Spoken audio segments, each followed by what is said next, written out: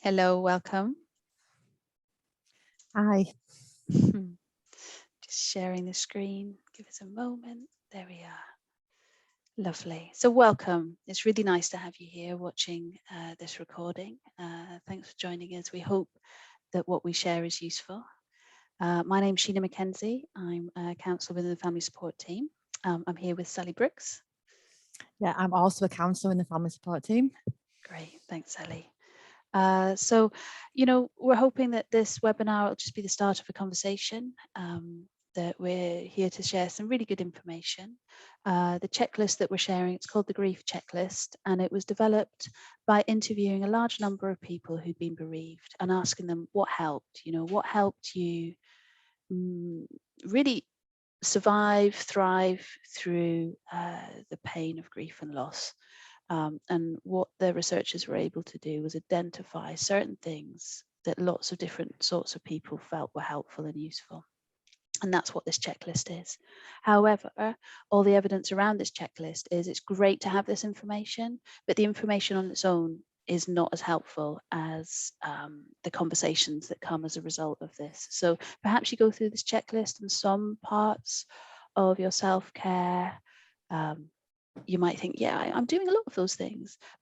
But perhaps other departments, other kind of aspects of the checklist, you might reflect and think, oh, well, maybe that might be helpful.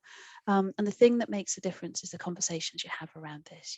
It might be that you decide actually that's just completely not for me, and that's completely valid. But I suppose it's kind of just tuning into yourself and having a conversation around it in a way that feels supportive. So it might be that there's someone in your life you trust that you can have that conversation with. So it may be family members, it may be friends, it may even be reaching out to one of us within the hospice. And that's what we're here for. So we hope that by sharing this information that this becomes the start of a conversation. I'm just going to move my camera as well very slightly. Sorry folks, I'm kind of dropping down to the bottom of the screen.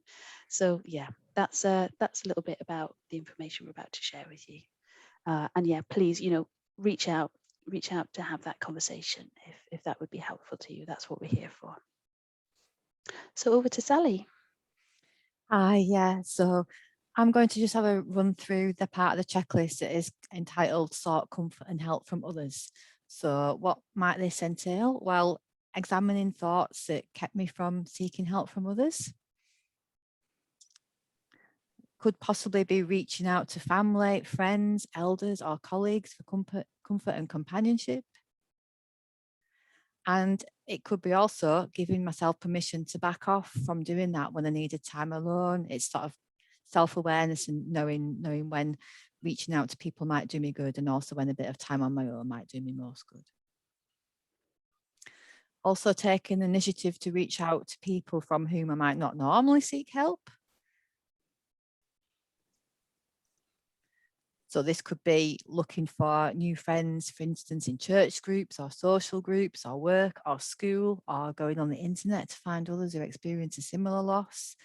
It could be when I'm feeling good to make a list of these supports to turn to when I was struggling or experiencing pain. So I've got a bit of a list to go to when I'm not feeling so good. Also carefully forcing myself to be with people and do things even when I didn't really feel like it. So putting something on my calendar almost every day with backup plans. So I've got a bit of structure to my day. I know that people say that really does help, having a little bit of structure there. Also letting myself tell people how much I love them or admire them and care for them. Also, you don't necessarily have to connect with people if that seems a little bit too much for that day. It's also possible to have really good connections with animals and nature. So for instance, the pet of the person who's died, or your own pet, or a beautiful sunset, or a hike, or just connecting with the plants and the insects and the birds and things in the garden. Could also be caring for or nurturing others. For example, spending time caring for my loved ones or children.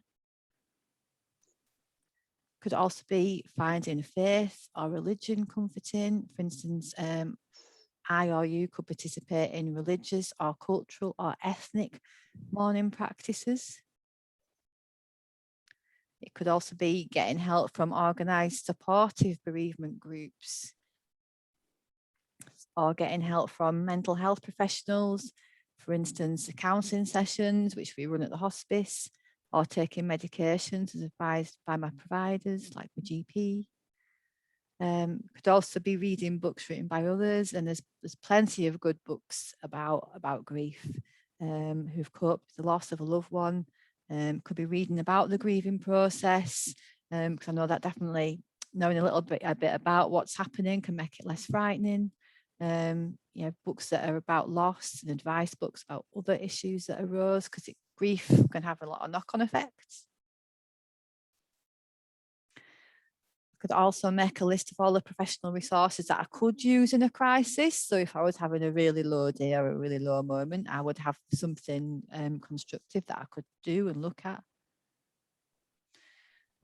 Also, I could decide not to walk through a grieving process alone. So I could visit websites that focus on the grieving process and connect to others. Oh, sorry, Sally, I flicked on to the next slide a bit quick there. That's all right. Yeah, thanks ever so much, Sally.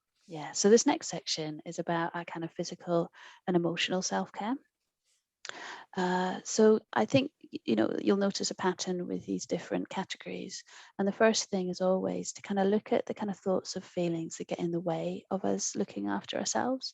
So it might be that we've got thoughts that I'm not worthy, I don't deserve this, it's too hard. There's all sorts of things that can kind of get in the way of us kind of taking care of ourselves physically, emotionally. And Sally kind of mentioned a little bit about having a little bit of structure, or kind of having a routine that can be supportive. So there's something about kind of having a routine that kind of sets up kind of, a healthy kind of structure in your day, but also not having it so rigid. Often there's lots of opposites in this, so on one hand, having a structure, but not a structure that's so rigid. So kind of having structure and flexibility. And perhaps not aiming for perfection. So something about, what other things that at a minimum are going to support me. So I know for me, I feel much better if I have a shower every day. For the next person, that might not be important, but there's something about kind of finding out the things that work for you that really support you. So sometimes it can be kind of coming back into connection with our body, because sometimes, the kind of pain of grief, we might choose to distance ourselves from what's going on in our body. So it could be yoga, exercise, going for walks, it could be Tai Chi, dance even, it's allowing yourself to take time to be in your body.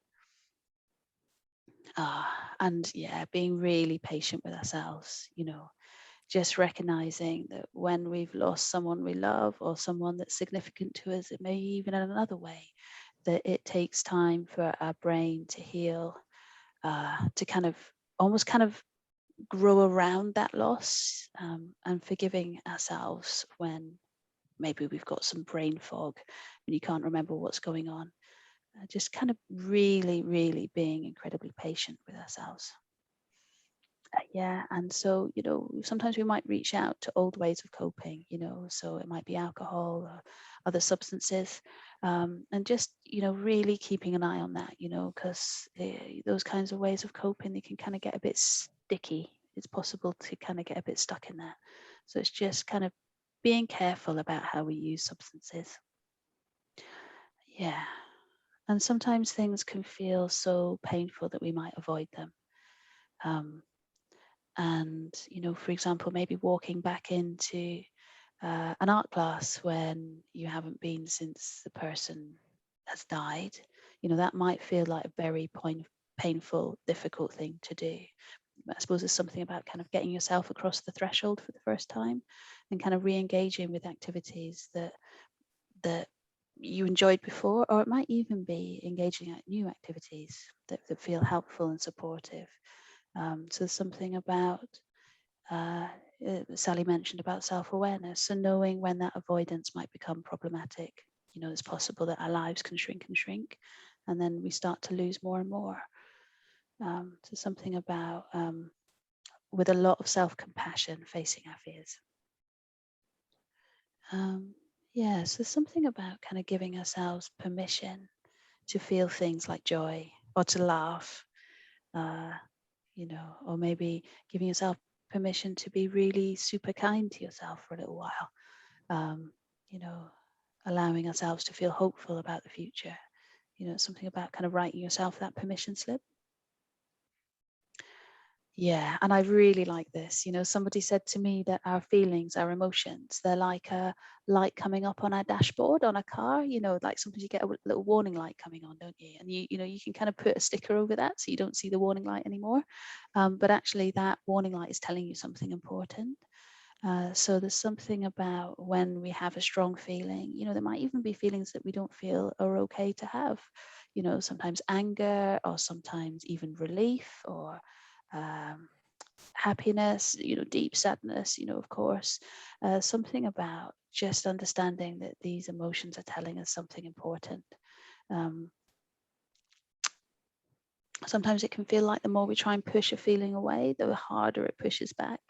I don't know if you've ever had the experience of spending all day trying not to cry, and then you finally have an opportunity. Maybe you go and lock yourself in the bathroom at work and you just let yourself have a weep, and kind of actually often those tears don't last as long as the effort to push them away do. So we can spend all day fighting them, and then something is just giving ourselves permission to let the tears come. And then afterwards there's a shift. There's kind of, often people talk about a kind of sense of kind of calm that comes. Yeah. And sometimes our feelings can feel so powerful. Often people talk about grief coming in waves. So there's something about when we're really in that overwhelming, crashing wave of grief, maybe using a breath just to kind of almost kind of breathe through those great big crashing waves. Maybe there's something about kind of saying something kind to ourselves. Sometimes I know people say, I'm a good person having a hard time, or this moment will pass, or perhaps there's something about even offering up a prayer, feeling some connection to something bigger than yourself. But lots of people have reported that can be a helpful thing when we're right in the kind of maelstrom of grief.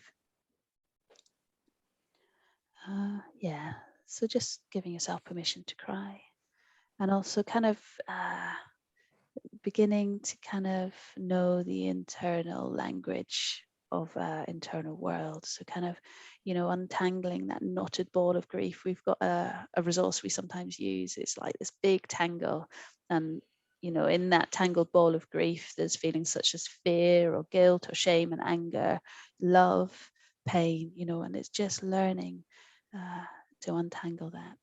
Sharon Salzberg talks about taking apart the chord of our despair, which I think is a lovely thing. That musicians will play a chord, but actually that chord's made up of lots of different notes. So it's just starting to tune into our internal world, I guess. One way that we might support ourselves to do that might be through writing. We might write the unwritten letter, even, the letter that we never post. Sometimes people find it really helpful to make some beautiful scrapbooks. Some people write songs, some people dance, some people write poetry, share them. We often have the privilege of reading pieces of work or seeing images people have made through our work, and it's, it really does seem like a supportive thing lots of people find helpful. Yeah. So this kind of echoes a little bit of what Sally was saying, really, about telling other people how much we appreciate them, and perhaps also feeling grateful for the person who's died, feeling a kind of real sense of gratitude that we had them in our life. Yeah. So perhaps you can make a safe space for yourself. It might be a particular bench in a particular park or in your garden, or even just kind of imagining a lovely place that you can go to in your mind. That can be helpful too. So I did that thing of flicking on. Sorry, Sally. Over to you. Okay, no, you can flick on. Right. So staying connected. So yeah, now I really like this one. It might go a little bit against about perhaps people sometimes think, you have to like let things go. But so this is it's not letting things go like that, it's staying connected, which I think can really, really be helpful. So this could be things that allow me to stay connected to the person who has died and to others who are grieving. So I'm really acknowledging how I feel and just perhaps still doing things that feel important to me and feel important to the person who died. And there's nothing wrong with doing that at all. So it could be commemorating the deceased life with words or writing or pictures or things, or creating a small place of honour for the deceased, which I could visit anytime I chose. So that could even just be something really small at home. Creating a legacy such as planting a tree, starting a scholarship or charity in the deceased name, starting an internet blog, or launching a new family or community practices. Those are all quite big things, aren't they? But I think it could even be just having a little space at home, like say on the mantelpiece or in the garden. That could be just as worthwhile as doing something large like that. Also, a lot of people find this helpful. I really do. Letting myself talk to the deceased and allowing myself to listen, writing a letter to my loved one and asking for advice. I think it's also nice to just say there's no time limit to this. This could be like 3 months after the death, or 3 years, or even 30 years. There's no time limit on how long it's all right to do this. It's just how it feels to you, really. Accepting that sadness is normal, how it comes and goes, and how when the timings of it, and learning how to be with my grief. That could be easier said than done, I think, learning how to be with your grief. But that's certainly something I think that keeps connecting back to what we've been saying in earlier parts. That's something you could either look at alone or with others, either friends or family, or with, for instance, if people come to counselling at the hospice, that's certainly something we would look at there. Also learning how to contain my grief to a time and place of my choosing. Understanding that upsurges of grief do come unexpectedly and without warning, and developing coping strategies to handle such events. Also using imagery techniques and sharing stories and photos of my loved one. I know people definitely do that in counselling when they come to us, or in the groups we run. Using reminders such as music or special routines, cherishing and hanging on to specific and meaningful possessions like objects and pets. And again, there's no time limit on that. Also actively reminisce and holding on to the relationship into my heart and mind. Also reaching out to help and support others who are grieving for their loved ones. Helping others is a proven way to re-engage in life and combat loneliness. And I suppose it's also looking at how do you define helping others. It could just be being with somebody and listening. It doesn't actually having to be like doing something amazing. Just being together and listening can be plenty. So this is a little bit more about staying connected. And I guess this is about perhaps a little bit about what we offer at the hospice. So there's some lovely pictures there that we've got a lot of really great walking groups that are going at the moment. And of course, that was a really lovely way to respond to some of the COVID restrictions. We've got walking groups if you'd like to reach out. There's also been cookery groups. That picture there is of an amazing cake from our sunflower group. It looks like a sculpture, doesn't it? But it's actually a brilliant cake from our kitchens. There's the Lights of Love. We've recently had the celebration garden with the little bees. There's lots of ways to kind of stay connected with the hospice, with other people who are bereaved, and in a way also with the person who's died. I know the hospice has also made really lovely links with Age UK about kind of other opportunities to connect. And then these are some great pictures, making sure that children and families also have opportunities to stay connected. And there's a great quote there: research shows that bereaved children need to be given opportunities to remain connected with the person who's died. And that really echoes everything Sally was describing. And the children and families part of the family support team, you know, they've got such brilliant creative ways of supporting children through their grief. You know, we make these beautiful, well, I don't think I've got one on my desk. I thought I had one on my desk. These really beautiful layered sand jars, salt jars, really beautiful. Masks to talk about the different feelings. You know, there's kind of, you know, these things are good for kids. They're also good for all of us. You know, these really creative ways of allowing us all to express emotions, and also to show, you know, look at all the smiles in that picture. You know, that it's also okay to have fun when you're remembering the people who've gone. Um, yeah, and that photo just says so much, doesn't it? Yeah. So over to you, Sally. Yeah, so this is about sort of safety and self-empowerment. Yeah, so I think there's just something about looking at our self-awareness, really. So looking at thoughts that fuel my fears and avoidance, and the belief that I cannot or should not feel happy, and that things would never get better. So yeah, taking a breather and giving myself permission to rest, knowing that grieving takes time and patience, with no quick fixes. Yeah, because there is a bit of a thing that, you know, after 12 months you should be moving on with your life. Well, it's like that's not true at all.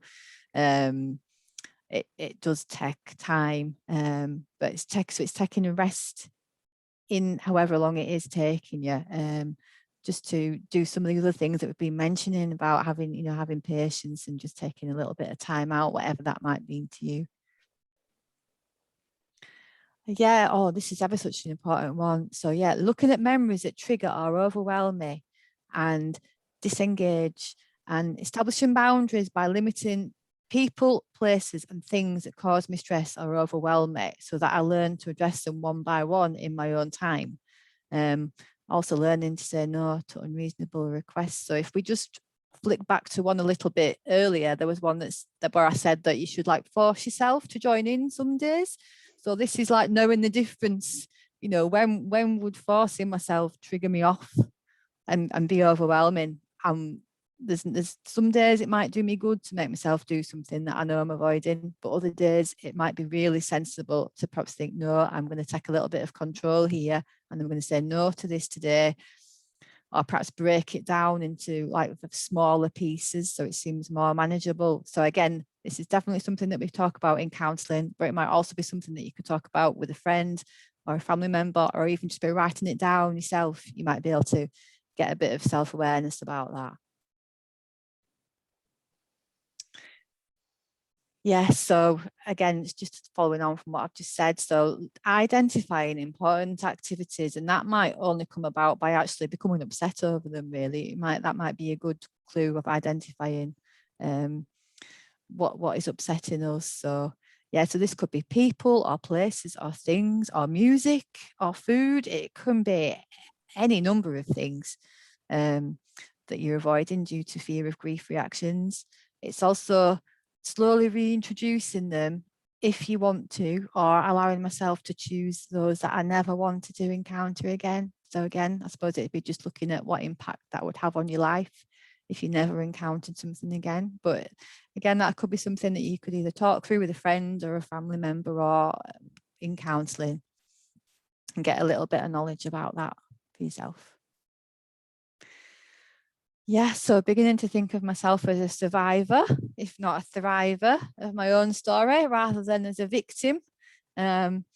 Also reminding myself of my strengths and of all the hard times that I've gone through in the past. Again, this is a really nice way of looking after ourselves. So when we are having a better day, so writing out reminders of how to cope and put them on the fridge, or on your phone or on the computer, so we can look at them when we're struggling, and reminding ourselves of ways to be resilient. Because if we are having like a bad day or a down day or a low day, or whatever you want to call it, it can be so easy to forget what actually does help us. So yeah, carrying on from that, creating a plan about how to cope with difficult times. So yeah, learning to anticipate and recognise potential hotspots of when things are most difficult. So is that like a Sunday afternoon, or is it like a Saturday night? Different for all of us, I think. It could be avoiding thinking this is just how it is, because that just takes any power away that we have, and takes any creativity away. Realizing that we have choices no matter how hard life is, and coming to recognize that emotional pain can be a way to stay connected with my loved one. So the grief can actually be quite a precious way to stay in contact with the person who we've lost. Again, that's something we can explore more. When I was overwhelmed by negative memories of the past, I avoided time sliding into the past. And that can just be like just repetitive thoughts that don't really perhaps get us anywhere. So that can be a good time to go and look at our plans that we've stuck to the fridge or wherever else we've stuck them. Also grounding myself to the present by refocusing my attention on the environment around me. So that can be things like mindfulness or meditation or walking or whatever. There's quite a lot of resources available on grounding. Also change my self-talk by telling myself I am safe and this will pass. And controlling bodily reactions by slowing down my breathing, mindful breathing, and orientating to people's faces or touch, or voices, or called for help from a friend. Thanks, Sally. Sorry, I'm not sure I quite got the pacing of pressing the next one there right for you, but thank you very much. Yeah. So this next category, the way they've categorized these ways of coping, move towards a future outlook and a stronger sense of self. So again, it's that same question, what are the thoughts and feelings that keep me from moving forward? I think within our team that perhaps we are reluctant to use terms like moving forward or moving on, because that doesn't always reflect people's experience of grief and loss. Sometimes it feels like it's more kind of growing around, the Tompkins model of growing around grief, I think we've covered in another webinar. But there's something about, what is it that is stopping us from looking at a future that could be a happy future? I guess that, what are the thoughts and feelings? Certainly my experience at one point was that as time moved from a particular point in time, it feels almost like we're leaving that person behind in time. And I think a lot of kind of what Sally and I have talked about, certainly Sally talking about kind of staying connected, is that physically there may be a point in time, but also there is that kind of opportunity to recognize that the relationship doesn't end with that person just because they've died. And there's something about kind of really continuing to look for opportunities to continue to stay connected if that feels healthy and good to you. So there's something about kind of looking at the future, kind of giving yourself permission to feel hopeful about the future.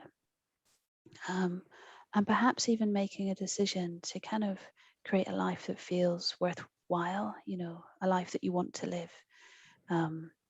Often we talk about kind of post-traumatic growth. So there's something about what meaning do we take from our experience of loss, and what is our sense of purpose for the future? That can be really lovely. I say lovely, it's completely the wrong word. It can be hard and challenging, but also very useful. Yeah, and there's also something about who we are, how we see ourselves. Something about our identity, so all sorts of relationships can shift and change after somebody's died, and there's something about kind of reconnecting with ourselves and knowing who we are and focusing on what's really important to us. It may be that plans we had for the future now don't feel meaningful in the way they did when perhaps they were plans that we shared with the person who's gone. So it might be something about setting new goals and plans and kind of really having a clear sense of what our values are. What is expected of us might be very different to what's truly important to us, and kind of just giving ourselves permission to make that distinction. Yeah.